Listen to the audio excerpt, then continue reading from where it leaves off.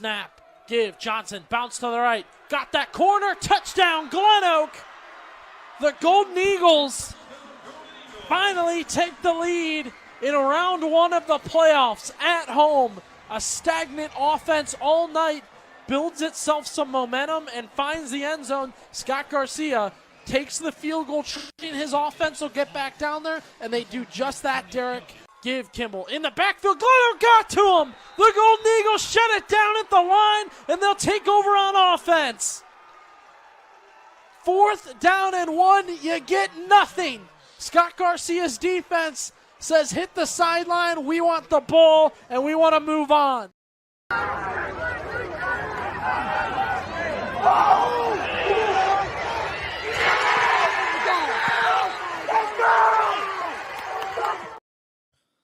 Welcome inside the Saturday morning huddle. Billy BB, Kenny Rhoda with you, and pieces of content there, Kenny, from both of us in it's playoffs. It's playoffs, and that's the kind of things that happen during the playoffs.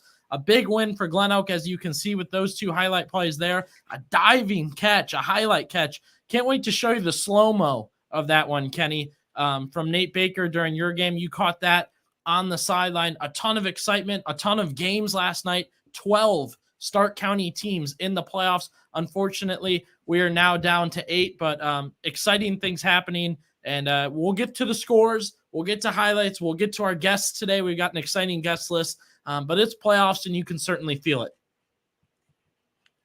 Yeah, it was a great night. It was a weird weather night. I don't know if you had the rain that we had at Lake. It was a mist that started right about when the game started. There was no rain in the forecast. I'm checking my weather app. I'm looking at my phone, seeing, okay, what do I need to bring to prepare and everything like that.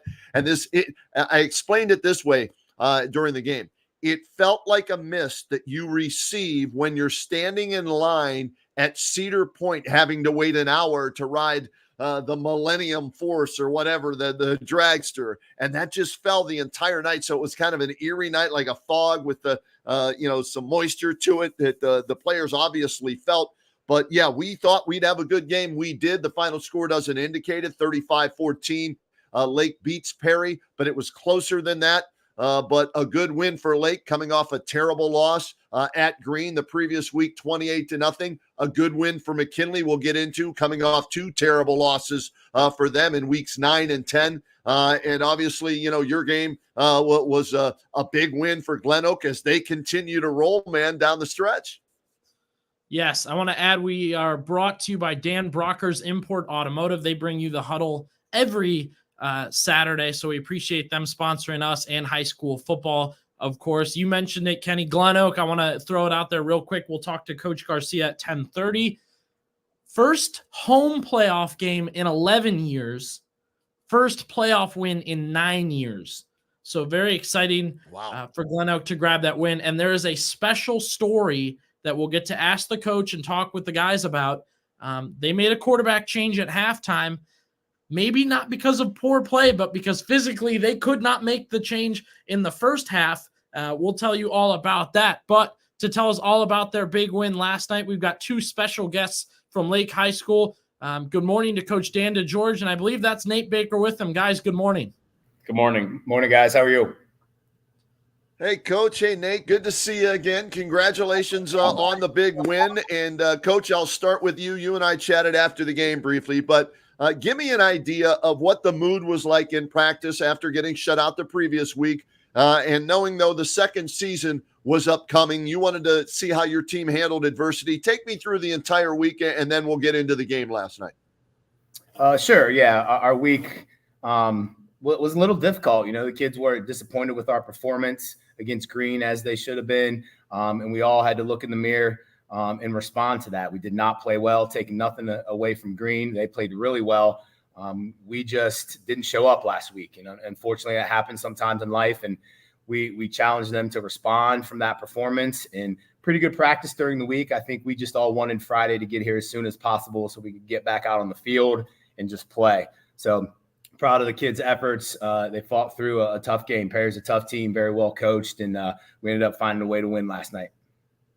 Nate, obviously, Coach is going to say something to you guys and give you a speech after that game. But as players, did you guys kind of have your own conversations on your own about how you guys got to bounce back and get ready for Friday?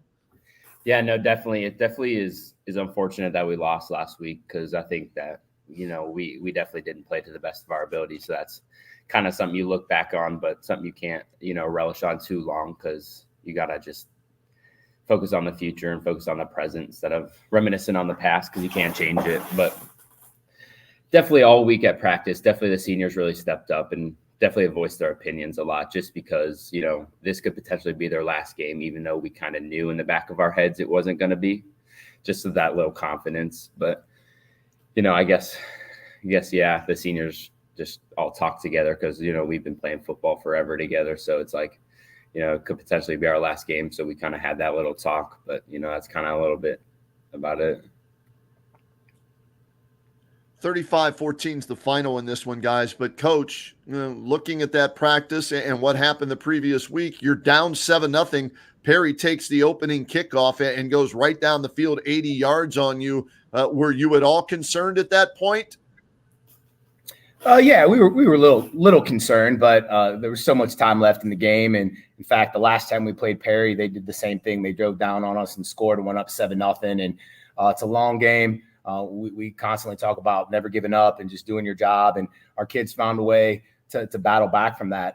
We had a couple opportunities in the first half where we should have been in the end zone, and we missed some wide open guys. And so we should have been up, in my opinion, 21-7 at halftime. So we challenged them at halftime to let's start making plays offensively, keep doing what you're doing defensively, and everything will work out. And that's what happened.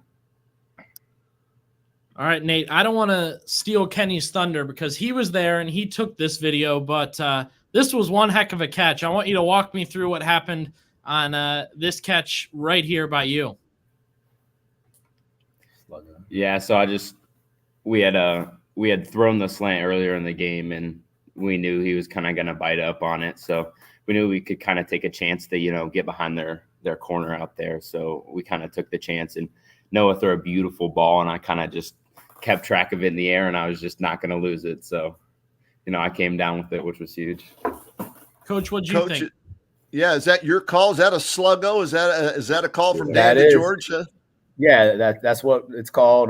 We worked on that all week, and Noah made a good throw. We tell our quarterbacks put it in a spot where our guy can be the only one to catch it, right? So if you're going to miss the throw, you got to miss it a little deep. When you have a guy like Nate running the route, we have a pretty good chance of catching it. And Nate laid out and made a play, which is what he's done for us all year. So that was a big play in the game. So good protection by our offensive line there as well. Nate, does it feel better when it actually happens, or when you see it in slow-mo right there like that? Probably when I'm watching the video, because you can kind of see here, I get turf all over up in my nose and stuff. But I guess I can't really complain too much when, I just caught a ball like that. But, it's definitely cool to see. But, you can never outwit like the actual moment it happens.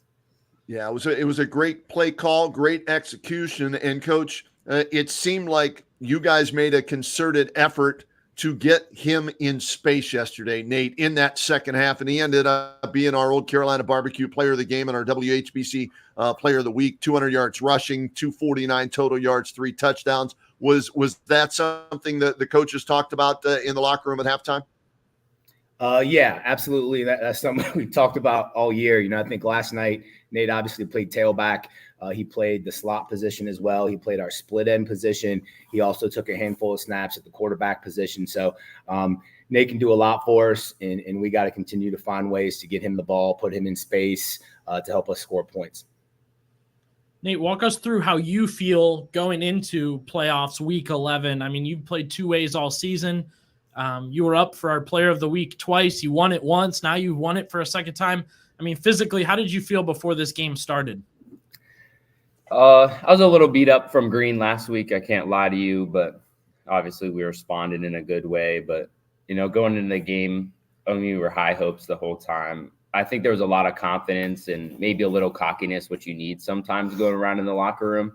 Just everybody had such good energy. And like right when I walked in the locker room, I felt it right away. So, that kind of helped me, get energy of myself and kind of feed off my teammates. And that was kind of just a domino effect. And we all just had good energy.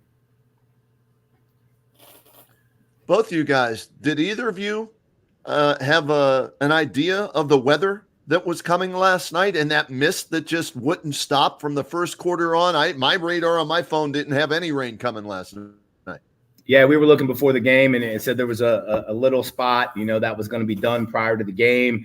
In fact, we didn't even take towels out prior to the game because we thought the weather was going to be clear, and it wasn't too disheartening. I mean, it didn't come down too hard, but yeah, it sort of just misted the whole time and made things a little slippery. I know we lost our footing a few times defensively and running some routes, but I think overall it didn't affect the game too much.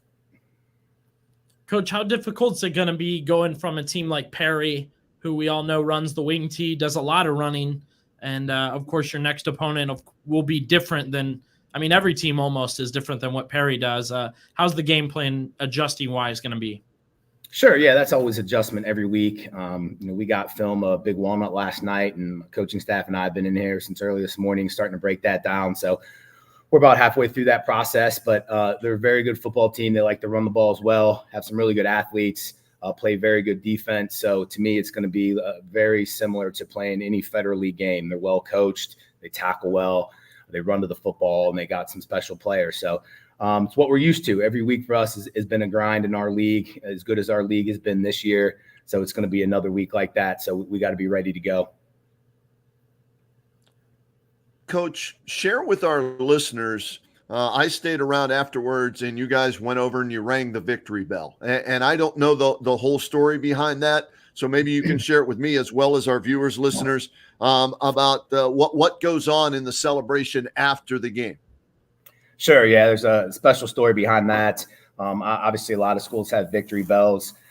My first year was 1997 here, long time ago. I know. We made it to the state championship. One of our captains on that team, Darren Dutton, a great football player, great student athlete, just a great kid, was a big part of our success that year. Unfortunately, when he was in college, he passed away from a motorcycle accident. So that bell is put there in his honor. Not just for football, but just for just representing a great Lake student athlete. Our kids have been great with it. It's a very serious moment. We know Darren's watching over us, so we always ring it one extra time for him. We tie that on top of our wins, and a special moment for sure. No doubt about that, and hoping you guys get to ring it plenty more throughout the playoffs than you have this season. So congratulations on the first win, guys, and good luck with the rest of the playoffs here. And Nate, congratulations on the Player of the Week, second time this year, so great stuff. Yeah, thank you. I really appreciate it, guys. Thank you guys very much. Appreciate you. Thanks, Coach. Yeah, outstanding. Nate Baker, the touchdown maker, man, 3 times last night. And you saw that catch that set up a touchdown. He just does it all for them. Whatever they need, he provides for them. And like Coach said, lined them up in how many different positions. And he comes through for them and makes plays for them. And they needed him to do that. It was a 7-7 game at halftime, Billy. They were tied 7-7. And Perry had some confidence. They were right in that game.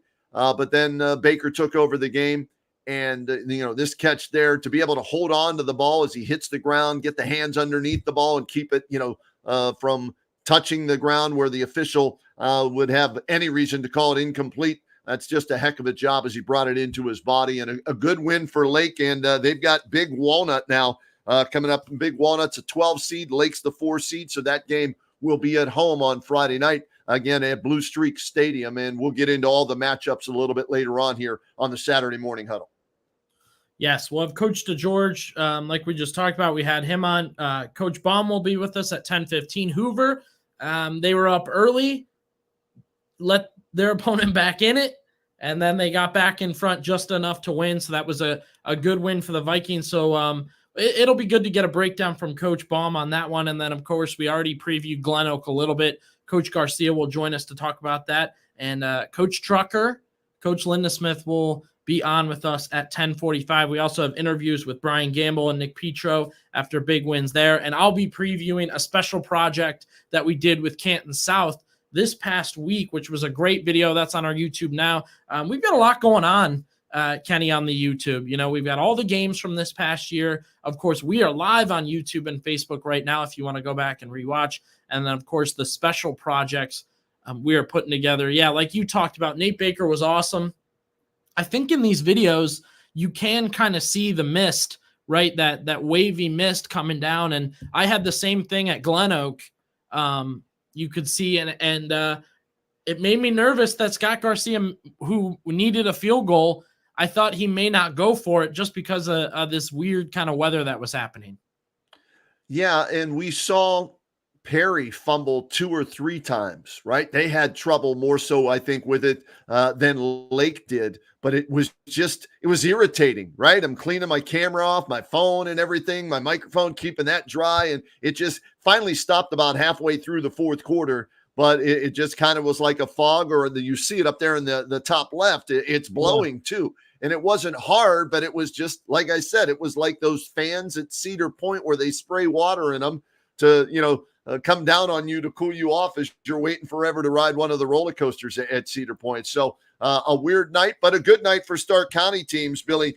Real quick, winners in the playoffs last night for Stark County: McKinley, Glen Oak, Massillon, Hoover, Lake, Canton South, Sandy Valley, Central, Malvern. I mean, all those teams picked up wins yesterday, losses yesterday because they played another Stark County team. Perry gets beat and Northwest gets beat. And if you want to throw West Branch in there, they're kind of on the fringe. We've covered them before. They were victorious last night. So all in all, a good night for Stark County teams and the surrounding area teams. Yeah, I'll agree. Of course, you have the 2 Stark County matchups and then big wins for so many teams. And 8 teams moving on. What do you think, Kenny? 4 of those were lesser seeds or maybe not predicted to win. So you really get some shocking or close wins there for a lot of teams. And of course, later on in the show, we will give you what's next. I know for McKinley, they've got a tough matchup. Now it's not your grandfather's Ignatius, but it is a good Ignatius team that they will play. And then Glen Oak, who we will celebrate and talk about all day today. I'm sure Scott Garcia's already got his mind on St. Ed's, who they will play next. That's a tough matchup there. And you talked about Lake will take on Big Walnut. That's a big time Billy, matchup. I've got 10 teams. I've got 10 teams actually moving on from Stark County. We've got Glen Oak and McKinley. That's 2. Massillon, 3. Hoover is 4. Lake is 5. Canton South is 6. Sandy Valley is 7. Central is 8. Malvern is 9. And we throw Green in there because they're in the Federal League. That makes 10 that we cover on a regular basis. And like I said, I'll even add West Branch on the outskirts there. So that's another big game. So, hey, 8, 9, 10, that's a good number, man. After 1 week, Billy. I mean, and for a couple of teams to go on the road and get wins, like you said, Hoover beating RJ Day, Ryan Day's son, right? In Columbus at the Sales. That's a big win. And Sandy Valley going on the road as a 9 seed and picking up a win. And that's a long travel. And they've got another, bunch of miles they'll be traveling this week when they go to Lake County for their next game. And that very impressive performance last night by our Stark County teams. And I think for a lot of those teams, Billy, the schedule they play prepares them for when they go out of league play or out of Stark County play to take on some of these other teams. Yeah, I would agree. Hoover had that interesting matchup earlier in the season, a Cincinnati team in week 2 that they played. McKinley played some Cleveland teams to get them ready for these type of matchups, and now they'll play a Cleveland team next week. So those did get them ready. A team you mentioned, Sandy Valley, they get a nice win there, Kenny. Good opportunity here to look at some post-game interviews that our Frank Salona did. He was on the sideline. We should have Coach Baum here in a minute or two. We also have Coach Garcia coming up to talk about that Glen Oak win. But first, let's get to Coach Brian Gamble, who talked with Frank Salona after the game. It was Coach Brian Gamble after the game tonight. 42-21 win for you, Coach. Talk about it. Man, just 8 and 9's going at it. You know what I mean? It was back and forth. Our guys battled through some adversity, right? They came in swinging, and again, we had to adjust, make our adjustments. I thought in the second half we really answered, with 21 up there. I thought our defense did a great job adjusting to the game, the speed of the game. They got some really good players. Hats off, hats off to Lakeview, and everything that they put together, man. They're really building and doing a good job. I tell you what, though, I'm just super proud of these seniors, especially these seniors. These guys, we're a part of something special only as freshmen, but they're trying to build it their own way, and they finally got that stamp, to win our fourth playoff game in Sandy Valley history, and only be the third team to ever win a playoff game. I'm just so happy for these seniors, and I'm so happy for our guys right now, and just our coaching staff, everybody, man. Everybody did a great job. Coach, back and forth first half, and then pitched the shutout in the second half. Talk about the defense. The defense, man, they made some adjustments. I tell you what, our defensive staff is one of the best, man. They did a good job of squeezing and controlling our gaps, and the power read was hurting us, so we had to make our adjustments that way. And I thought we did a really good job, especially our defense end squeezing there at the end. It really made them give the ball and make them get into trouble. I thought we created problems that way, and we made really good adjustments. And we played a lot better. We pitched a shutout in the second half. That's all I can ask for. Yeah, Coach, thank you for your time, and good luck next week. I appreciate you guys. Go Cards. Here with Coach Brian Gamble after the game tonight. All right, and you can see the rain in the background there too. So I guess everybody must have it. Let's kick it to one more interview. Nick Petro, who had a great game for Sandy Valley, talked with Frank Sloan also. Here with Nick Petro after the game tonight. Nick, a big win for you guys. First round victory, 8 versus 9. You guys came in here. Offensively, I think we kind of knew what this team was capable of. And you got that big interception there before the end of the half. Talk about that and how that kind of propelled things in the second half. Well, all season I've been trying to play defense, but our backup, Drew Grabo, got injured early in the year. So that chance of me getting injured on defense, it just wasn't worth it at the time. But we're in the playoffs now. It's time to take training wheels off, playing a little bit of corner, and he overthrew the ball. I mean, I guess from there it's just kind of a foot race, That's my thing down the sideline. Well, speaking of foot races, 3 touchdowns on the ground tonight. Yeah. It's kind of different for you. I mean, you're normally throwing the football, but talk about the ground game as well. They had some big linebackers, but with them big linebackers, they can't move. They can't move very well. So our line, all they had to do is get them a little bit out of the way, and I could just run right by them. And a DB trying to tackle me is always a little bit hard. So, talk about what does this mean for the program and you as a senior, all the other seniors? I know Coach was really praising the seniors tonight because it is a leadership thing for you guys, especially when you get to the playoffs. Talk about the leadership. It was a great win. Leadership was there. We came in from half, and all the seniors we're not talking bad down on each other. We're all encouraging each other, saying, "Hey, we need to work together. Get a stop trying to do other people's jobs, and just work together as a defense and get a stop." And as you saw in the second half, we came together as a defense and it turned out big for us. All right, Coach Nick. Thank you for your time, and good luck next week. Thank you. I appreciate it. Is he, man? I love hearing him talk, man. That's a kid that believes in himself, in his team, and just laying it out there. And he likes his chances against slower linebackers on the perimeter. And I do too with Nick Petro. I'd agree. Let's talk about markers for a second, Kenny. Coach Gamble said 3rd playoff win ever and 4th playoff appearance ever. Is that correct? I thought fourth win. I thought that was their 4th playoff win. Okay. So, yeah. I mean. So you got that. Glen Oak gets their first win in 9 years, right. Hosted their first in 11 years. And then something I was debating, I wanted to ask you before the show, but I'll see if you know now. All right. Eric Snell and I were talking about this. I like McKinley's odds in their next game. And of course, they get a great win last night in round 1 of the playoffs. They'll host a very down Ignatius team right now. Can you remember the last time McKinley was in the 3rd round? Oh, boy. The 3rd round. So this is round 2. A win gets them to that 3rd round. You know what, Billy? Yeah, they won 2 games and lost to Mentor, I think, in the 3rd round in recent history. All these years, you're asking me to, go back over the last 10 years I've been covering it at HBC. I think they did win 2 games at one point, maybe even under Antonio, to get to the 3rd round and came up with a loss. So I'd have to go back and look, for sure on that. But they're going to have their hands full. I know St. Ignatius is down, right?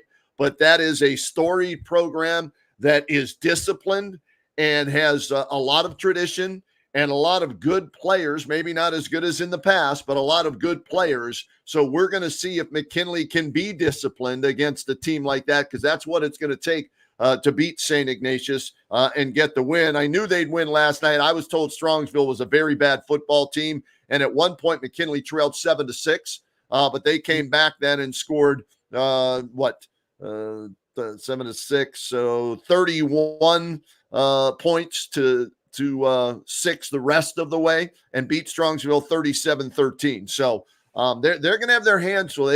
They better not think, because of what St. Ignatius' record is, that this is going to be an easy win for them. Yes, I agree. That's a good point. And I guess not with Strongsville, but with teams that don't have as many wins, you want to consider strength of schedule, right? So a great example is Glen Oak, of course. They only had 6 wins, and they're hosting a playoff game against an 8-2 Lorraine team. So there's a reason for that. I think it was like 16 total wins for Lorraine's whole schedule, and they were 8-2. And that's why they're on the road in round 1, because high school football is able to identify the point system and do that. So you are correct. With Ignatius, they have a gauntlet of a schedule. They play Canadian teams. They play Maryland teams. You know, it's similar to Massillon, where they have to, but they travel a little more. They bring teams in, they bring teams out. So great point there, Kenny, that, you know, a record's not going to speak for what a team is. However, I still will predict a nice Pups win next week. And look, we weren't live last week. Of course, we were doing all our radio coverage and a little bit of chaos there, but I think we got to midweek. Everybody kind of moved past what happens, and I'm happy that Massillon and McKinley moving forward, getting their wins, and really what we thought they should be feeling was they can make a run, and I'm talking about both teams. McKinley had a great regular season, so Massillon and McKinley, great to see them on track and moving forward. Yeah, and while we're talking about them, let's give you what they did last night. McKinley beat Strongsville 37-13. McKinley, the 4 seed, Strongsville, the 13 seed. You had Keaton Rohde, 9 of 17 for 135 yards, 2 touchdowns and a pick. Dante McClellan had a touchdown reception. Nino Hilt, 24 carries, 156 yards, 2 touchdowns. They've been waiting for him to provide, a big ground game. And he's been in and out of the lineup with discipline problems throughout the year, but he delivered for them. They had a pick 6 and a safety on defense. So McKinley gets the win over Strongsville, and Massillon, no problem, as a 1 seed, beating the 16 seed Central Crossing 41-6. DeJuan Owens, 341 yards passing, 4 touchdowns. Dorian Pringle had 2 touchdowns on the ground. Tolles 2 in the air, and they outgained Central Crossing 458-47. So no surprise that both Massillon and McKinley moved on. But the other team we were wondering about, could they continue to ride the hot streak they were on a cold, dreary, misty night? And yes, is the answer, as Glen Oak beat Lorraine 16-7 yesterday, Billy. And we've got some special guests joining us right now. Good morning, guys. How we doing? We're good. How you doing? Coach, who'd you bring with us today? We have Couture Ashcraft. He's one of our receivers. And Quincy Jones. Quincy Jones, number 23. Quincy wanted to introduce himself. I like it, man. Confident. Get that out there. Throw that number out there so we know who to look for on the field and everything. Coach, congratulations on the win. Before we get to the actual game, and I'll let you handle this the rest of the way, Billy, since you did the game, I'm just curious from your standpoint. It's year 3 of Scott Garcia 2.0, right? And here you are with a winning record, and you win a playoff game. What's this mean to you and to the program moving forward, that you've been able to turn it around as quickly as you have? Yeah, it's huge for our kids. I mean, that's what it's all about. It's not, it's one of those things where the kids put a lot of hard work in. This senior class has been, they've been through a lot, and they ground through it. They did a great job in the weight room in the off season, and they put themselves in a great position. And Coach, what I want to get to here is, look, I noticed pregame that Adrian was not warming up, not with you guys, and then post game we heard this or that. Can you explain the situation with your quarterback last night? Yeah, he's been Wednesday at practice. He just started throwing up and right in the middle of practice was sick. Missed the next day. He was, had the chills all day Friday. Wasn't feeling real good, and next thing you know, he texted me about 5 o'clock, and we didn't think he was going to be able to go, early in the afternoon, and about 5 o'clock, he said, "Can you put my jersey in my locker?" And he just sent me that text. We were in our pregame meetings, and next thing you know, it's halftime, and he's getting his ankles taped up in the training room. So he said he felt better, and he came out and just did a great job leading us in the second half. So the first half, Coach, he was at home. Is that correct? Yeah. He came out about the end of the first quarter. Wow, unbelievable. And he steps in and look, the offense was slow the first half. You guys didn't quite have anything, and then second half you guys push a little more, and then you get a score just at the end of the third quarter. Scored twice in the fourth. How big a deal was it to get him into the game to get your offense going? No, it was huge. I mean, he's the last half of the season he's been phenomenal, and he's been our leader on offense, and it just gave us the spark that we needed. Let's talk to the players about, hey, got milk, right? You always hear that commercial, got milk, it's good for you. What did it mean to you guys to see him coming from, like Michael Jordan, the flu game, man? He comes from home, gets some fluids, and now he's playing. What did that mean to you guys? It meant a lot, actually. When I seen him walk in the locker room, I just knew the game was going to change immediately. I knew the difference was going to happen. Yeah, Milk's a game changer. He a game changer. When he on the field, we just click. He keep us together. Guys, I want to ask you about defense. You could tell early you guys were going to need a lot of stops. They were really going to lean on you. When did you guys realize that a lot of this game was going to be you guys making stops? From the jump, we just had to come out, play good defense, and be focused. Focus on our assignment. That was pretty much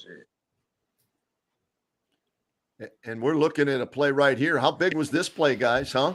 Defensively, getting off the field like that, stopping them on short yardage. What was that, 4th and a yard or less than a yard there, guys? Yes, sir. That was huge. We needed that for the momentum. We already had them reeling, but I feel like that really put them away. Yeah, I'd agree. And Coach, what did you think about your defense that was clearly such a big deal from the start for you?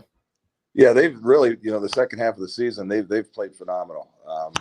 Week in and week out, they, we're playing hard, we're playing physical. They fly to the football, and they take a lot of pride in it. And last night was no exception. They did an unbelievable job for us. Coach, great win, but your reward for that is playing the 2-time defending state champs St. Ed's next week. Have you started breaking down film and getting ready for them? Yeah, we just actually just started on them about a half hour ago. And, obviously this is what you want, I mean, we look at it as a great opportunity. You put yourself in a position to play the best team in the state, and that's all you can ask for at this point in the year. All right, Coach, I want to ask you one more thing before we let you go here. Did you see David Potter's backflip after the game that everybody kind of gathered around and he did like a little flip? I did. Yeah, he was right next to me when he did it. And he's nuts. The kid, our guys feed off of him.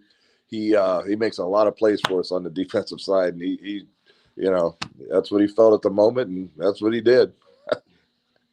Yeah, and a lot of great celebrations for you guys after the game. So congratulations, Coach. Good job, guys. And I know we put a post up after the game. A lot of people really happy for you guys, and of course, proud to be Glen Oak Golden Eagles on this Saturday morning. So thank you for jumping on with us. Thanks a lot. Thanks for having us. Thanks, guys. Coach doing a great job, man. You talk about we'll see. We've got our banquet coming up where we'll hand out, all the Stark County awards and everything. Billy, right? Hey, Scotty Garcia in the conversation for Coach of the Year. I know they had 4 losses and they got blown out by Massillon early. And I think, was it Fitch or whoever it was earlier? 2 bad losses, right? But he could have lost the team right then and there. And instead, it went the other direction. And, he's done a heck of a job. And like I said, Scotty Garcia 2.0 in year number 3, getting this team to the second round of the playoffs. Congrats on the win and good luck next week against St. Ed's. Definitely. I was trying to find this backflip picture I had, Kenny, but you can see it in our thumbnail that we had at the beginning, and a lot of pictures on our Facebook too of that. So that was a fun celebration after. Look, and we talked about scheduling, matchups, how things happen, right? Now Coach Garcia can tell his guys not only in a way, how do we get ready for Eds? How do we know what Eds is like? Well, you played Massillon, who had close to an even game with Eds, right? So you almost feel like you've played Eds level-wise in Massillon, correct? Yeah, but I don't know. I mean, they were destroyed by Massillon, right? So if anything, you'll know what it's going to take. The physicality and the speed that you're going up against from that standpoint, yes. Remember that. That's what it's going to be similar to. They're going to be, this team is going to be the best team we've played since Massillon.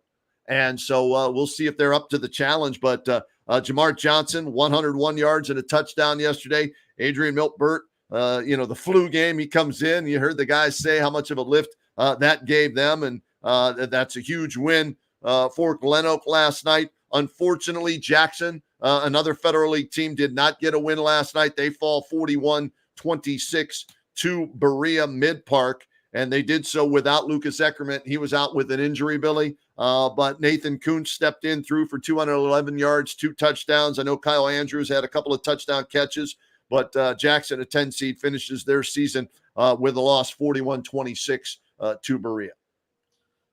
Like you said, Lucas Eckerman had really hurt his ankle badly in the Hoover game. He was diving for a touchdown and just got caught up in the pile. Last I saw him, Kenny, he was leaving the field on crutches and an air cast. So that's a tough loss for Jackson, but you feel like Lucas is the future for that offense. Jay Roard has gotten that defense together throughout the season. That defense has been very good.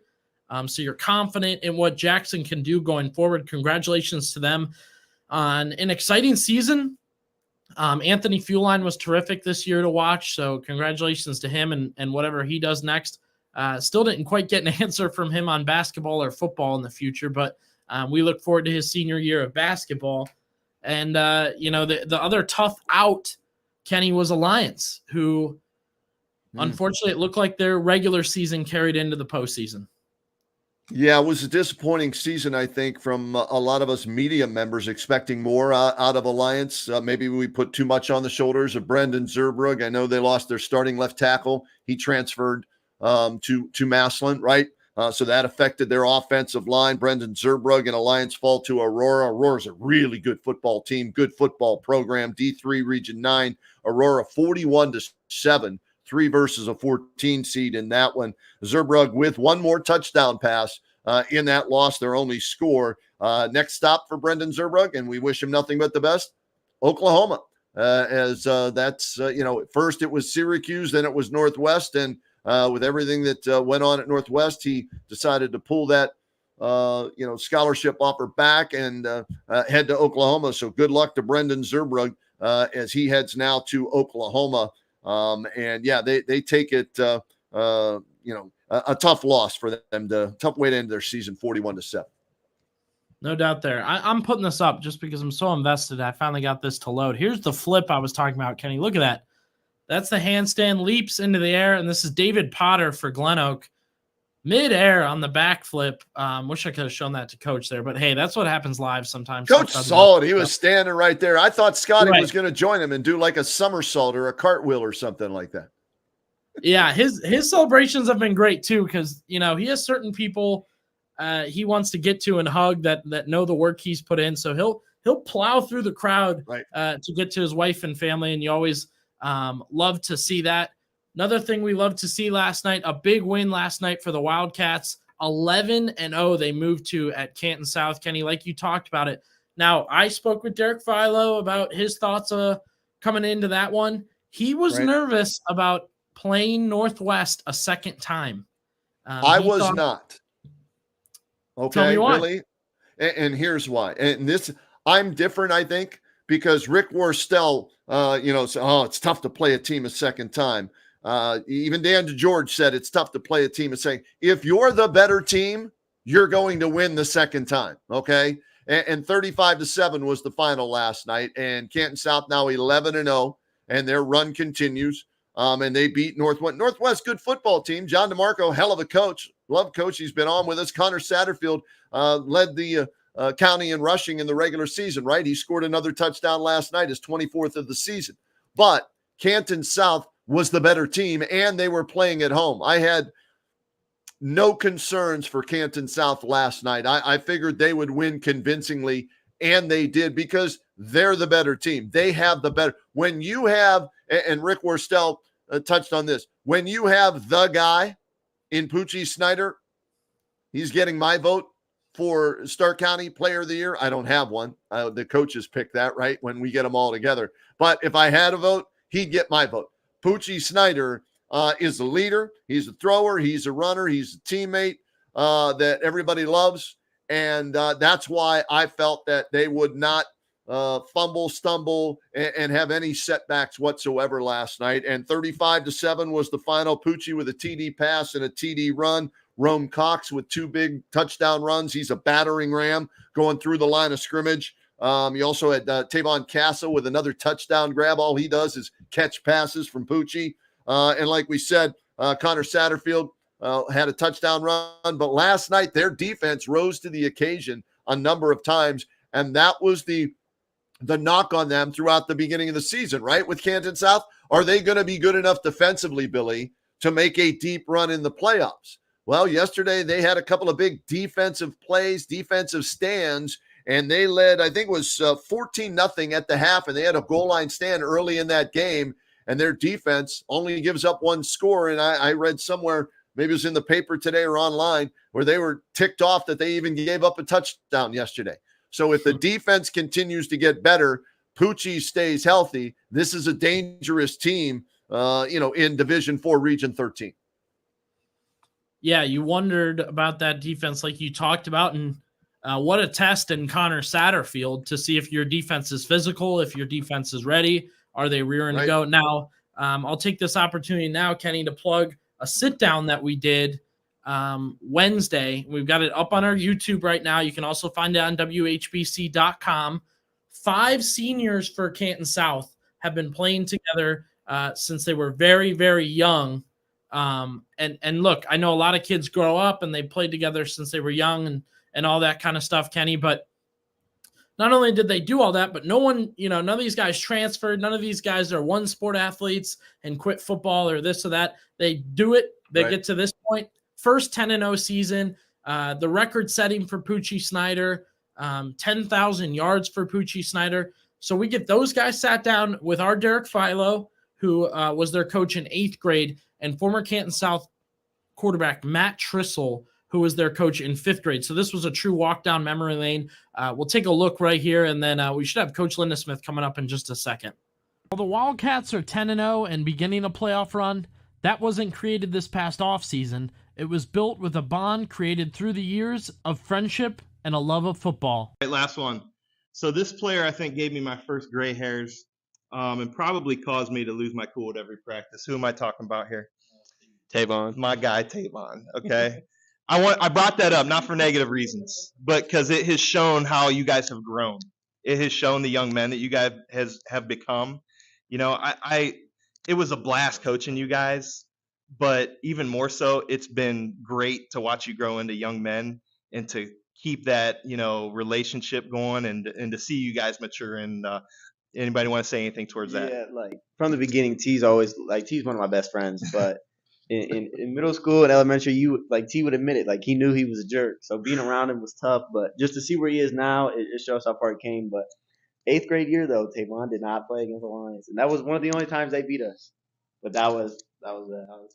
And yes, that was my fault that year that we lost. Yeah. So, but I just want to thank Coach Philo and Coach Trissel because like they said I was a jerk and they stuck with me through those You years weren't a jerk. and they just believed in me, and it shows now that like everybody that believe in me now, I'm just thankful for that. Great stuff there from Derek and the guys, and from 10 years old to 10-0. They grew up Wildcats, and we've got that up on our YouTube right now if anyone's interested in checking them out. And of course, they're on a great run right now. Kenny, 11-0 now, and some tough matchups coming up. But like you said, if you got the guy and other things are coming together, defense, running the ball, things like that, you like what Canton South can do. And they've got a home game this week. Number 9 seed Akron Buchtel coming to Canton South. Be a tough game for them, but I think they're up to the challenge. And they just keep winning football games. And that at this time of the year, you don't care if you win by 35, 21, or 1. You just want to win, and it's win in advance. Move on to the next round. And they did that. So their first test they passed and got the job done. So congratulations to Canton South for the victory, and we wish them and all the remaining teams in Stark County the best of luck. And we're hoping that November 30th, December 1st, and December 2nd, Billy, at Tom Benson Hall of Fame Stadium, we've got multiple teams from Stark County playing for championships Thursday, Friday, and Saturday. Yeah, I'd agree. I mean, you think too, Kenny, this is a range of divisions that we're talking about. We're going to go from talking Malvern to Canton South to Massillon to Canton Central. This thing is all over the board, but that's Stark County this year. They're heavy. Yeah. This is a very talented area, and it's showing right now in the playoffs. And we were trying to get Coach Brian Baum. Maybe we'll reconnect with him at some point here, but we want to give Hoover a shout out for their walk-off win against Columbus DeSales, an 11 seed. Hoover beats the 6 seed Columbus DeSales in D2 Region 7, 23-21, and it was Paul Koskovich with a 22-yard field goal through the uprights to give Hoover that victory. Kyler Maraglia had a big touchdown run in that game. How about Mason Ashby doing it all over the field again for the Vikings? Ashby with a 90-yard kickoff return for a touchdown, and he also caught an 8-yard pass from Carson Derlin. Ashby, the all-time receptions leader at Hoover High School, and that sets up a rematch from Week 9 with the Green Bulldogs at Green, and that was a high-scoring affair. I think it was 41-34. Green ended up winning that game, so Hoover going to get a chance for some revenge. And Green playing great football. They beat the Columbus St. Charles yesterday 44-14. They were up 37-zip at one point. And good news for the Bulldogs of Green, Semino Manson actually came back. The starting quarterback was out a number of weeks with an injury. He played in the game yesterday. So did Tyson Hunka. So both quarterbacks played yesterday, but they get Semino back yesterday. So that's going to be something else that Coach Baum and the Vikings are going to have to deal with. Billy, we forget just a few years ago, Green beat Massillon in the playoffs and made it to the state semifinals. They were one of the final 4 teams left in Division II just a few years ago. So Mark Geis has done a whale of a job building that program at Green, and they get a big win yesterday, as did Hoover. So now we get that matchup going head-to-head between Green and Hoover, another Federal League matchup in the playoffs. Definitely. And Green, while they have changed players, Kenny, it's usually that same pass-heavy offense, pass-first offense, a lot of throwing, and Hoover likes to do the same thing. But here's the thing, though, Billy. Last week, they ran all over Lake, and they rushed for 345 yards yesterday, Green. So while they can throw it, and that's what they're mostly known for under Coach Geis, the last 2 weeks, impressive wins have been because of their ground game. So maybe that's because they went to the younger, backup quarterback, and they wanted to take some of the pressure off him. But hey, if they can't stop you running the football, you continue to do it. If it ain't broke, don't fix it. keep doing it. So now Hoover's going to have to deal with both the run and the pass, and we'll see who ends up starting at quarterback for Green in that game. An exciting matchup, no doubt. We'll have our eyes on that one. Maybe at that one, broadcasting-wise. We'll see. Let's see if we can check in with Coach Trucker here, Kenny. I think we may have him audio-wise. Coach, can you hear us okay? Yeah, I can hear you fine. You're having a little technical problems. I wish Kenny was with me. He's a really good tech guy. Not this Kenny Rhoda. What Kenny are you talking about? Oh, there you go. Hey, I fixed that Instagram thing yesterday. Don't get on my case, Billy Beebe. I got it done for an old man, right? All right. So we can't see you, Coach, and we didn't see you last night. We didn't. Yeah, you and I, faces for radio. But here's what we'll do. Hold on. I built a graphic for you. So we got this big black box that is up right now because we're having some technical issues. But how about if we put this fine-looking graphic up here? There he is.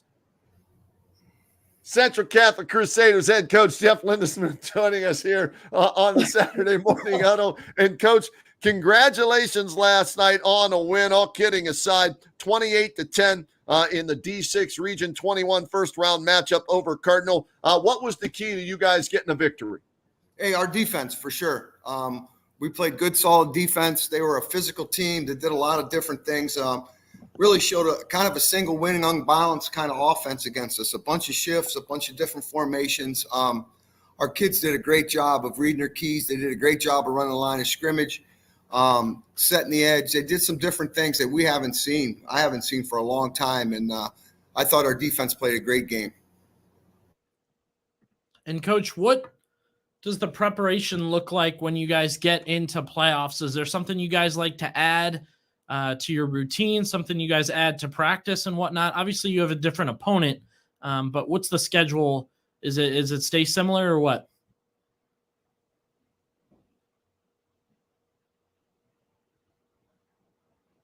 Did we lose him, Billy? I think we might have lost him.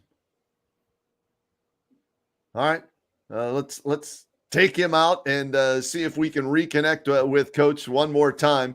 Maybe he can try it on his phone. It might be better that way to hook up with him. So, but yeah, last night, Billy, Central beats Cardinal 26-10.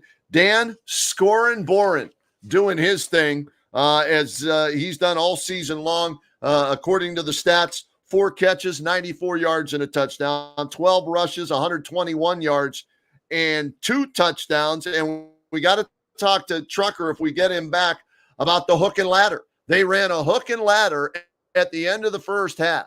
I think they were down 7-0. They had just lost Brennan Betts to an injury. They go to the backup quarterback, Louis DeRuza, and Trucker on the sidelines with a few seconds left in the first half.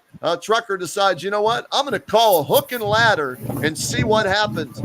JT was proud of you yesterday, Coach. He loves the trickeration. And when you called the hook and ladder and scored on that before the end of the first half, Coach. Oh, what's that, Coach? Coach, can you hear us all right? Some problems. All right, we'll remove them. Yeah. But, yeah, they ran a hook and ladder, Billy, that ended up scoring a touchdown for them. And that made it 7-7 at the half. And then they would go on to dominate the second half, outscoring Cardinal by a score of 19-3 in the second half. And like we said, Bourne, so much, we talked about Nate Baker from Lake earlier in the show, right? And what he means to that team. That's what Dan Bourne means to Central Catholic, right? This kid is among the leaders in so many different categories. He does a little bit of this, a little bit of that. When you have a player like that plays 3 ways for you, offense, defense, special teams, and if he can stay healthy, then guess what? In D6, you have a chance to do some damage in the postseason. Now, yeah, they have Kirtland coming up next. That's the number 1 ranked team in their region, but still, this is a good Central Catholic team now at 7-4, and their defense had 3 picks in the second half yesterday. Yeah, and I believe Trucker always. So, do we want to try Coach Linda Smith again, Billy? What do you think? Let's give one more try here. Coach, do you have us here? Can you hear us? Yeah, I do have you guys here. Sorry. Coach, can you hear us? I can hear you fine. You hear me? I can hear you. Very good. Yes, gotcha. Let's talk about the hook and ladder. JT was thrilled. You went to trickeration right before the end of the first half. What made you call the hook and ladder with your starting quarterback out of the game yesterday, Trucker? Hey, you know what? We got the ball back. I think it was about 1 minute, 38 seconds on our own 5. And we tried to get maybe 2 first downs real quick if we could, and then kind of open it up. We had a real good pass from Louis DeRussa to Dan Boron that kind of got us to midfield. They were playing a lot of man coverage, 1 high. So we thought maybe we tried a little hook and lateral. And I got to be honest with you, I've probably practiced that maybe twice in July. I run it every Thursday when I'm running the scout team against our defense. So I had my last timeout used, and we thought Jimmy Kane could probably get about a 15-yard hook, and we're going to try to get Danny around a little bit of a rub there and lateral it back. And probably and it worked. It looked like you're a genius, but Dan Bourne makes me look good a lot of times. He straddled the sidelines, got hit, and it was an unbelievable move just to kind of – he bounced off of one leg and stayed in bounds and went the next 5 yards and dove for the pylon for a touchdown. Really was big for us, and that put us up 13-7 right before the half. Oh, okay. Okay, 13-7 then. At halftime, we didn't play very well. We didn't execute very well on offense. We missed some blocks. They did some blitzing that maybe we didn't pick up. But, I think it was a huge momentum for us. To be up at halftime right there, not playing very well. Our kids said, okay, that's fine. We can adjust. They settled down a little bit and really played a really good second half. And Coach, Kenny mentioned the injury to your starting quarterback. I think for most teams that can be very deflating. Maybe for a coaching staff that can be deflating. Doesn't seem like it got you guys too down. No, Louis DeRussa started a game for us already this year. He's got some reps. Brendan Betts got his head banged. He got a bell rung a little bit. Was feeling a lot better this morning, but Louis run our offense. Louis been part of it. He's a junior that he knows exactly what we want to do. Probably doesn't have the wheels that Brennan has, but he can sling it. The left-hander can sling it a little bit, and our kids won't panic. And Louis, one thing about Louis is he's always calm. Sometimes he's a little bit too calm for my likings, but he goes out. He knows exactly what we want to do, and he made some big plays for us. Coach, 3 picks by your defense in this game. You hold them to 10 points. What was the key defensively to being so dominant yesterday? Yeah, I think our kids did a great job with their eye discipline. A lot of different formations they did, staying focused on what they were taught. Our defensive staff did a great job of making sure they were ready to go. Their quarterback kind of stared some people down. They just did a great job. That Braylon Tabellion had a big pick for us in the second quarter that canceled the drive for us. We dropped 2 picks, could have had 5. So, yeah, they did a great job with understanding exactly what that team was trying to do. All right, Coach, you've always been very honest with us, which, of course, we appreciate about your next opponent up on the schedule. And during the playoffs, we're going to need that same honesty. What are you looking at next round? Hey, we're looking at Kirtland, the team we've been getting ready to play. Our kids are excited. They knew down the road Kirtland would be waiting for us. And as we talked and met this morning, this is the game we've been waiting for. This is all the things we've been trying to talk about, getting better physically, getting better mentally, growing up as a team. It all comes into a factor now. It's like our kids said, there's 2 great programs going to play each other now. And they're physical, well-coached. And I told them, guess what? Most people that watch us say we're physical and well-coached. So we're going to get on the bus. And we've played teams like Kirtland. They're a combination of a lot of different things. You play a great disciplined Perry offense. They do some things that Perry runs out of their wing tee. They're a stacked team that we have seen probably the last 3 weeks and defensively, and they like to blitz and get after it. And we've seen that. And it'll be fun. Our kids were excited this morning. They're smiling on their face, and usually they don't have much smiles on their face after film session. But they're ready and excited, and I know our coaching staff is geared up and ready to go, and we got a little hop on our step. We can't wait to go play them. Coach, I can attest to what you just said right there, Billy, because when we did the game over at Central against Jackson, Trucker told me, he said, I think us and Kirtland are the best teams in our region, and I think you're right. I think the winner of this is going to win this region, Coach. So we're hoping it's you guys. We're hoping that Brennan Betts will be able to play on Friday night. If not, then Louis got to go for you. But hopefully you guys are healthy and ready to rock and roll, and you take down Tiger Laverty and Kirtland and make some noise. You better believe it. That's the game plan. That's what we've been working for. And, when you're in Division 6 and you got a few teams that you look in that division overall in the state, like Versailles and Kirtland, teams that have great tradition and great programs, hey, you got to play them sometime. Let's get after it. Love to hear it, Coach. Hey, Coach, you might want to eat 2 peanut butter and jelly sandwiches, though. All right, just to make sure, get a little extra energy. 2 PBJs. All right. I'll think about it, but that'd be some extra running the next morning. Then I don't know about that. Hey, thanks, guys. I appreciate it. Sorry about the technical difficulties. Thanks, Coach. That's all right. We heard you loud and clear, and everybody's seeing what you're doing over there, so they know what you are as a high school football coach and what you mean over there to Central. So kudos to Trucker sticking it out through some technical difficulties there with this, Billy.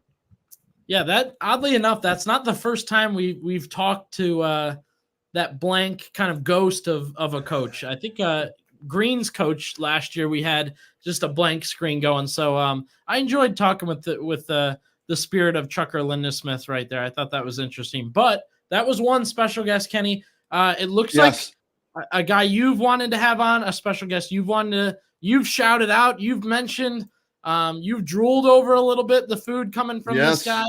Introduce your special guest here.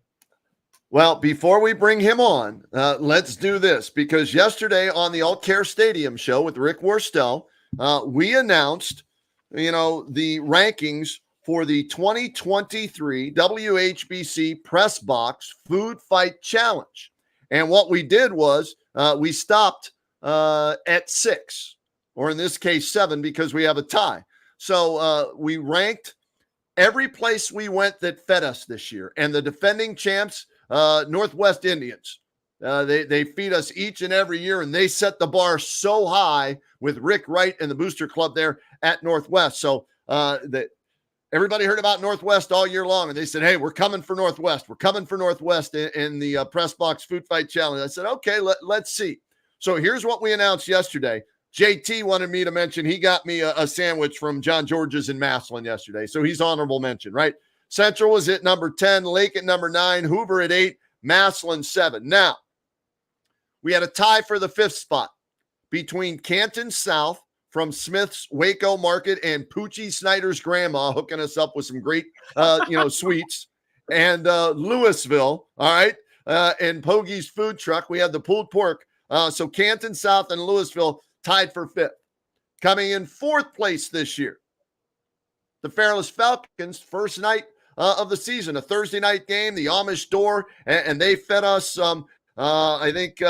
what was it? The Amish Door Restaurant Bakery Inn Market in Wilmot, Ohio. They fed the guys, and it was really, really good. So that was like, wow, this is how we're starting the season. That's pretty good. So kudos to Fairless for finishing 4th. Coming in 3rd this year, Northwest, and a shout out again to Rick Wright. And because of what you did in the past, everybody else raised their game, Rick Wright. And shout outs to At Your Table Cafe, 365 Towpath Avenue Northwest in Canal Fulton. Shout out to Table 6 Kitchen and Bar, 6113 Whipple Avenue Northwest in North Canton. Deliciously different for the chocolate treats. Outstanding food, right? Really, really good. And the top 3 were tough to pick, Billy. There's a small margin between the top 3. So Northwest finishes 3rd this year. This was the surprise, finishing just 2nd by a little bit. McKinley and the Scratch Steakhouse meal that they brought to us, along with Nothing But Cakes desserts, and Antonio Hall's mom brought us rigatoni as well for the Massillon-McKinley game. So they had us twice, and they fed us both times. And they finished just behind our number 1 school, and that is the Perry Panthers 3737 kitchen. Throw it up on the screen right now, Billy. The Perry Culinary Arts Program, Chef Adam Cron boy, I'll tell you what, the job they did and what they put out for us that day was still being talked about in week 11 from not just WHBC media members, but media members from around the area that were there that day. And so our WHBC Press Box Food Fight Challenge champion for 2023, the Perry Panthers and 3737 Kitchen. Congratulations to them. We'll run it. I think I have a graphic. I can put it on the bottom of the screen so everybody can see how the final standings look. And right now, Billy, let's bring in the man who orchestrates everything over there in the culinary arts program at Perry, Chef Adam Cront. Congratulations, Chef, on being crowned the Press Box champions as far as the best food in Stark County this year. Thank you. Thank you. Glad you guys enjoyed.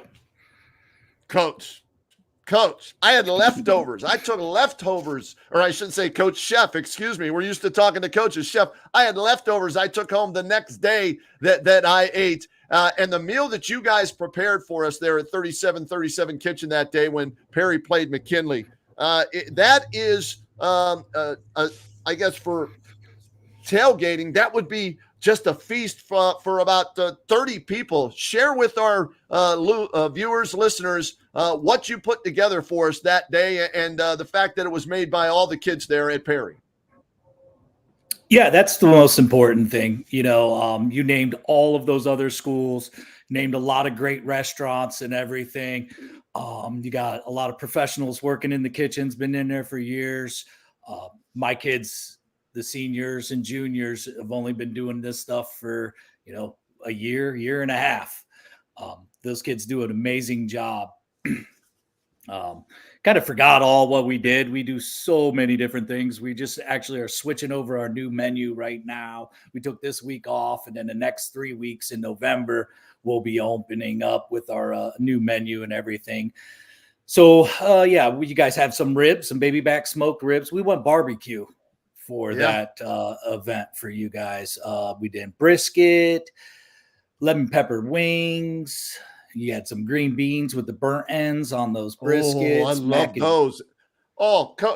Chef, the mac and cheese with the bacon. Oh my God, yeah. I had about 4 helpings of that on Friday and took 2 more home for the next day. Yeah, it's good stuff. And then how about those cookies though?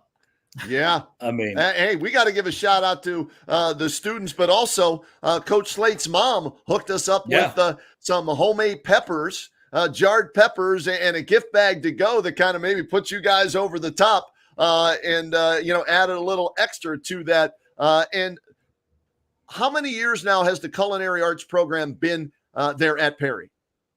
So at Perry, we've been there for 6 years. And then our first year, we were down at the Eagles. Down in the bingo hall. We taught the class down in the bingo hall the first year while our new wellness center was being built. All right, Kenny, can I jump in? Are we good? Go ahead. Yeah, go ahead, man. You know me. I'm all fired. I love food. Go ahead. No, I love it. I knew this would be a great interaction here. Yeah, Chef, I had I believe it was like a chicken version of pulled pork that you guys made for us. It was hot. It was only week 3. So, we had that, a Coke and a cookie, and that was kind of the perfect meal for that one. Look, you're talking to a soup guy right now, and I know it's been Indian summer and the cold hasn't quite set in, but Chef, can you tell us, do you have any soups coming up?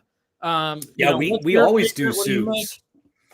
Yep, we do soups. It's actually the only thing in the kitchen that I pretty much just do myself. I usually make those on Wednesday and Thursday mornings. It's kind of when the restaurant's opening, it's kind of my opening morning thing where I just will throw the soups together. The kids will help prep everything up the day before, and then I kind of throw everything together.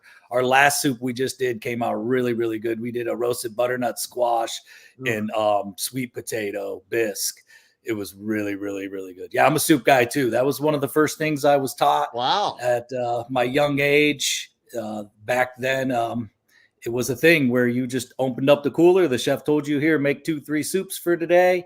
You can't use anything that's not scraps or leftovers. So get at it. And I've been making soups a ton.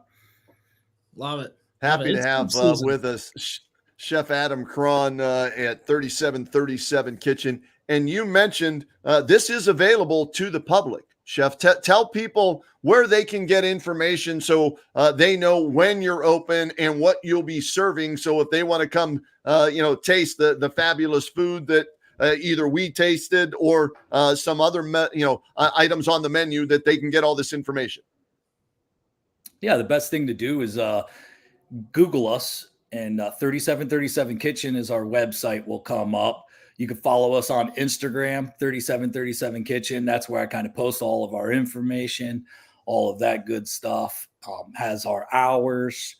You'll have our menus, our updated menus all the time. We switch our menus every month. We'll usually take a week off and get ready for that. That's what we were just doing this week. So our new menu, we're kind of doing with some diner comfort food themes for our new sandwiches. So we're doing a brisket. Corned beef. Yeah, brisket on my brain from earlier. We're doing a corned beef Reuben, I which still is have one of it my on favorites. my brain too. And we make a homemade sauerkraut for that. We're doing like a kimchi sauerkraut version for that. We make all of our dressings and stuff. So we'll have Thousand Island on that and a great marble rye. We're doing a biscuit, like a country fried chicken with homemade biscuits, a chorizo jam, country gravy over top of it, and a fried egg. That sandwich is going to be really good. We're doing a classic Monte Cristo. So it'll be a really good one. Yeah, that you spoke my language right there with the Monte Cristo. I'll have to come over and sample one of those babies. Billy, you got anything else for Chef here, as they are the WHBC Press Box Food Fight Challenge champions for 2023? No, congratulations again, Chef, for this this prestigious award. And again, we do want to reiterate, it's a great program that you guys have over there, working with students, creating food with students, and getting them interested in cooking in the future, maybe as a profession sometimes, I'm sure. And then other times, that's just a great life skill to have. Yeah, it sure is. I want to thank all my kids, past and the future ones. They come in, they put in a lot of work. Our main thing, I tell them all the time, we're just preparing you for adulthood, being productive members of societies, and then learning how to run a business, how to work and get it all done. I'm really grateful for all the things that we could do there.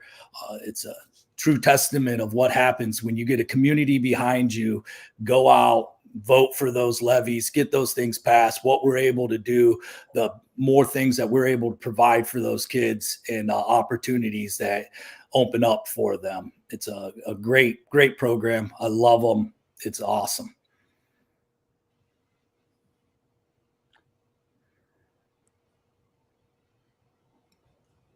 And I'm going to throw this up on the screen one more time, Billy, because we had Frank Salonis send us this note. Dan Belford and Frank went to eat lunch there last week. He said it was fantastic. Congratulations, 3737 Kitchen. Coach Cron, Chef Cron, keep doing what you're doing. We appreciate you joining us. We appreciate, the food you fed all year long to our press box guys and everything. And we look forward to maybe coming over, and maybe I'll put a hat on one day and get beside you and cook something up at 3737 Kitchen with you. How's that?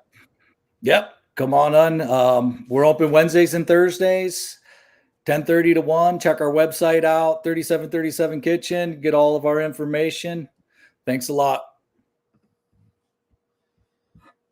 Chef, thanks so much. Kept calling him coach. Just habit, right? It happens. But Chef does a great job with the kids. Had a chance to, really go inside the kitchen there and take a look at everything they, have at their disposal. And then the feast he fed us, what he fed you on a different day. And the fact that the kids, put, all the fixins together, if you will, for that. Hey, it was tough, man. McKinley and Northwest were right there. They were, you talk about knocking on the door and being oh so close, but the kids factor, the gift bags after, the game and everything from Coach Slate's mom and everything that factored into it, and that. So an edge for Perry as they beat out McKinley number 2, and Northwest number 3. But thanks again to all the schools who participated with us this year.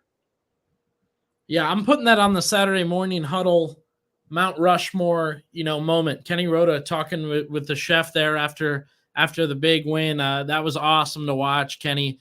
And of course, thank you to all those schools that fed us this year, and make sure that when we're working, give us a little something to push us through. If you think about it, we're there 4 or 5 hours doing those games. So it's always nice to get that break. And that was a more comical year for you. I think it was just kind of funny that, Antonio Hall's mom and Poochie Snyder's grandma in this school and that school. And then it was a great year for you. And for all of us, of course, in the press box, but I know it was your challenge specifically a little bit. I was thanked by so many media members throughout the year who cover games, not just for WHBC. Mike Popovich weighed in on this, and he singled out the 37 Kitchen from the repository. Josh Weir, I just saw him yesterday. He mentioned, the feast we had at McKinley from the Scratch Steakhouse. So a lot of people were very happy with it. It took on a life of its own, and it was just a lot of fun. And I stole that. Okay. Copycat League, right? We always hear that. I stole that from Todd Blackledge. When Todd Blackledge on TV would, whatever game he was doing, college game he was doing that week, he would go to, the famous restaurant or the hangout in that city, right? And eat food there. So we kind of started that last year, and Northwest, they were the champs last year, and I'm sure they'll be coming strong for regaining the title next year. And Perry will have to defend the title next year. So just a lot of fun. And to all the schools, regardless of what you made, we appreciate it more than feeding us, while we're working there. I'm usually there, Billy, for, at least 8-9 hours at a game, right? Because I do the Kenny and JT show there starting at 2, but I'm there by 1. Then we do the Kenny JT show 3 to 5. Then the Alt Care Stadium show 5 to 7. Then the game 7 to 10. Then I'm sticking around posting. I don't get out of there usually till 11. So it's a long day for me. And it's so appreciative what all the schools did in feeding us this year. So can't say thank you enough. And again, congratulations to Chef Cron and Perry High School 37 Kitchen. Awesome year for that. Take a second here, Kenny. We want to thank our sponsor. The Saturday Morning Huddle is brought to you by Dan Brocker's Import Automotive. You can see they're specializing in maintenance and repair of European and Asian cars. This is a staple in North Canton, a staple in Stark County. Been a family business for years. And so when people need something done, they bring it to Dan Brocker's Import Automotive. I was just talking with Sue Motts in the office, and she was telling me she's got her car in there all the time. It's the place to go. It's the place to be. And we thank them for sponsoring the Saturday Morning Huddle. No question about that. And if you're looking for somewhere to get something done, man, they are the place to get it done. They've been around for so long, Billy. And when you're around that long, you must be doing something right, and people must trust you. And you always want a mechanic you can trust, right? You want somebody in the car industry you can trust. And so you can definitely trust them. So thank you so much for getting on board with us. Let's throw some of these comments up, Billy, that we received from various people watching us this morning here on the Saturday Morning Huddle. And let's see here. We got one here from Daniel Davis. Go Pups, go Wildcats. So we got a Bulldogs fan and a Wildcats fan there checking us out. And both were victorious last night. So let's hope that continues. Another one from Janet Martin. Go Pups. McKinley getting the job done over Strongsville yesterday. And, of course, I knew this would happen. TIGERS, Randall J. Chapman, he hits us up every week. And so I figured I'd get something from Randall this week. And the Tigers rolled yesterday, and Lake with a big victory. A lot of Blue Streaks fans showed up for that one last night. They're showing out here this morning. So thank you, Jed, for watching us this morning. Let's see what else we got here. This one from Darren Bad. And, yeah, the Cats are special. 11-0, Billy. That's never happened before at Canton South. So congratulations to them. And let's hope that they continue to roll. And this one here, Daniel Davis, I'm a South grad, but grew up a McKinley fan. Okay. Well, you got two teams to root for then, doing great things this year in the regular season and now into the postseason. Love to see that. Appreciate the support. And yeah, you can leave us a comment on Facebook or YouTube. We haven't tested those waters yet, Kenny, but would love to feed the coaches these questions. You got a question for coach, a player, whatever, go ahead and throw it out there. And if it's askable, we will ask it to them mid-interview. So feel free to keep that updated next week if you want to leave us a comment on Facebook or YouTube. Again, we'll be live throughout the playoffs. If there's we're following Stark County, right? That's what we do. So if there's a Stark County team in there, we'll be on the huddle the next Saturday, whether it's Kenny, whether it's me, whether it's our sports team in general.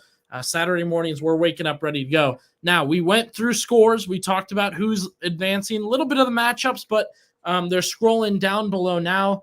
You can see, again, that's something we do here on the show, scores and matchups, which, believe me, folks, I know how hard it is to track the matchups, who's next, who's where, what's the rankings and whatnot. So we'll have those for you on the Saturday morning huddle.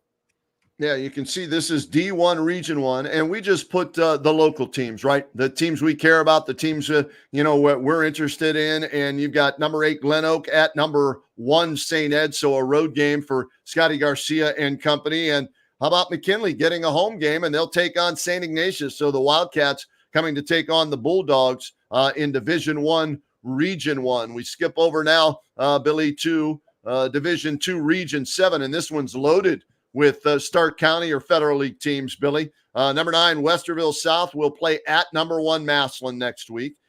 You've got number 11, Hoover, at number 3, Green. They played back in week 9, a game won by Green 41-34.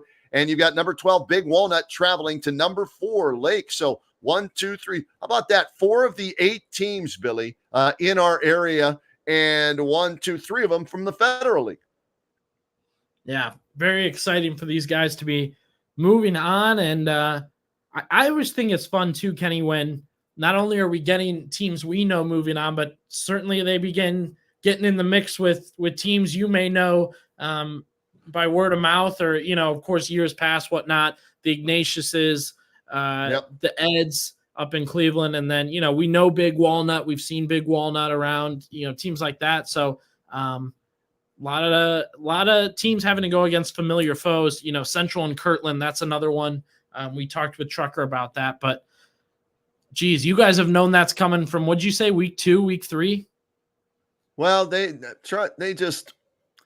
Trucker felt good about his team, despite some of the losses against, the bigger schools. He just wanted to stay healthy. And Brennan Betts, a lot will depend on Brennan Betts and whether or not he can play. Nothing against, Louis DeRuza. I'm sure he'll do a good job, but he's not Brennan, right? So you need your starting quarterback if you're going to beat Tiger Laverty's squad up there in Kirtland. So we wish them the best. Here's Division 4, Region 13, because we don't have anybody left in D3, Billy, in Stark County. You've got number 9, Buchtel, traveling to number 1, Canton South. That'll be a good test for Canton South, but I think they'll find a way to win.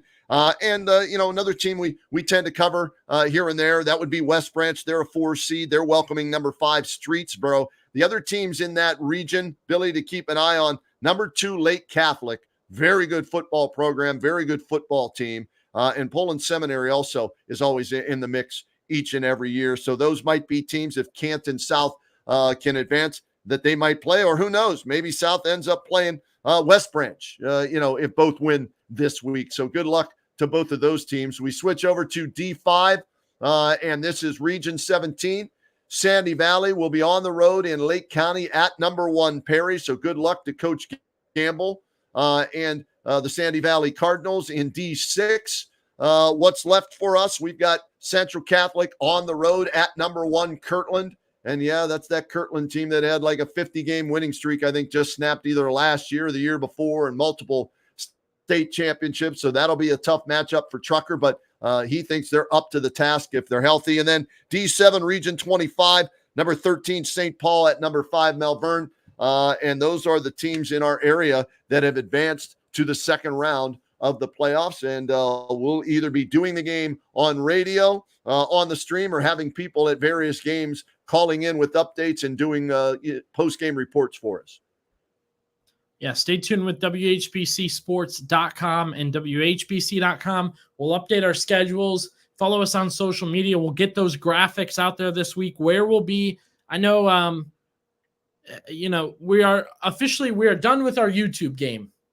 So, we will be just audio going forward here. We appreciated everybody who tuned in and watched with that this season. So I know we received a couple questions as to, is this audio? No, we're just audio going forward, but we'll be everywhere. We'll have our social media covered. We'll have things posted. So keep an eye as to where we'll be. And then, of course, Saturday morning, bright and early, we are up and moving, getting highlights together, getting guests together, scores, stats, and more. I know Kenny's always great with the stats, the matchups, and all that kind of stuff. So that's big even for me, Kenny. I kind of lock in while you're talking about that stuff because that's one of those things that's hard for me to track. So I know a lot of people are going to appreciate matchups, stats, and scores.